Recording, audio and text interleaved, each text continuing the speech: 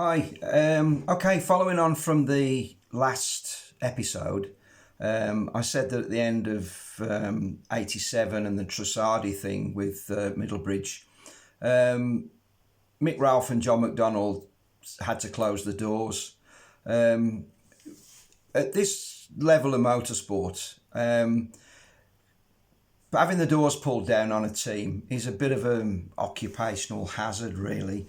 I think unless you're with one of the well-heeled teams, like your Williams, your Ferraris, your McLarens, back in those days, you were always at the mercy of, the job ending at the end of the season. I mean, very often you'd come back, you'd park the truck up in the garage, you get all the equipment off, put the cars back in the bays, and very often it was, cheerio boys, we'll see you next time, as soon as we can get a program sorted out, like for the following season.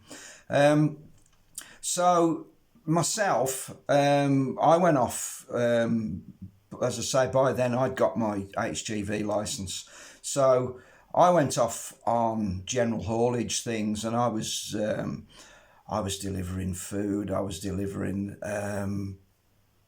Strangely enough, I was delivering tyres as well for some distribution centres, and always keeping an eye on, hopefully, the next job.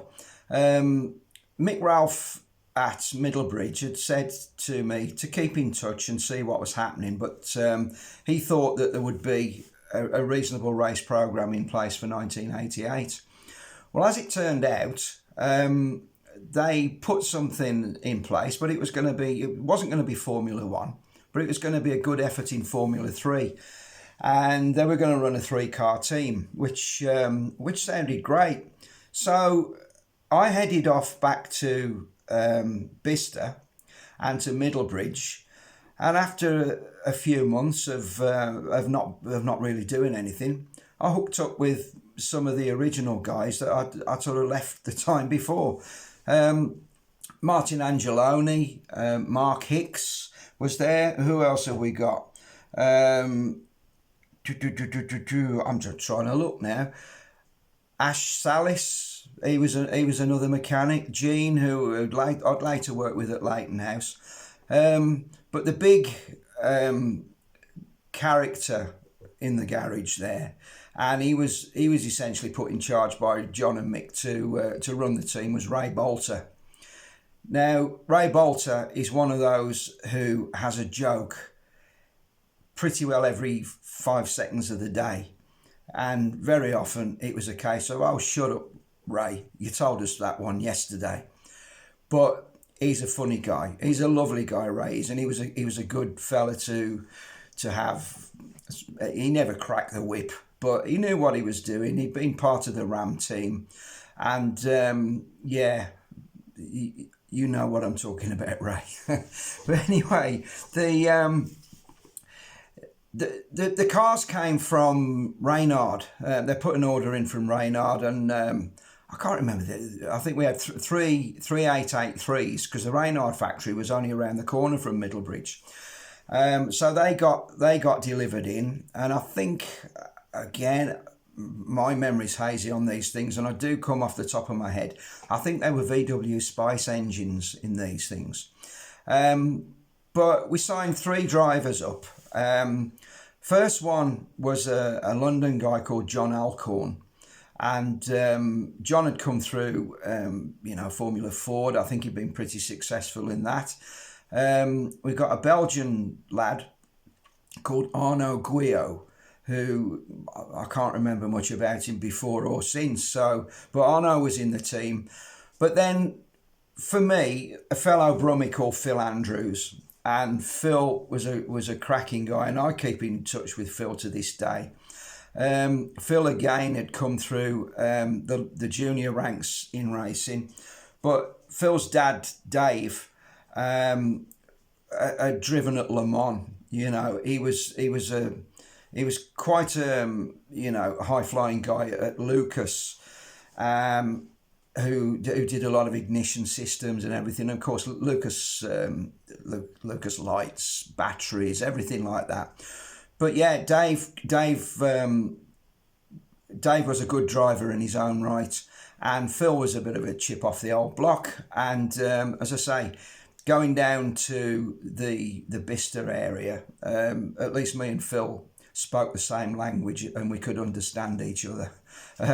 So that was the team coming together, and we had a couple of engineers come in as well to run the cars. There was Dave Kelly, who again had been engineer on the Ram F1 team. He came in, and then another guy called Pete Duffy, and these two fellas were actually shorter than me, which is quite a feat, really. But yeah, we got the cars all painted up.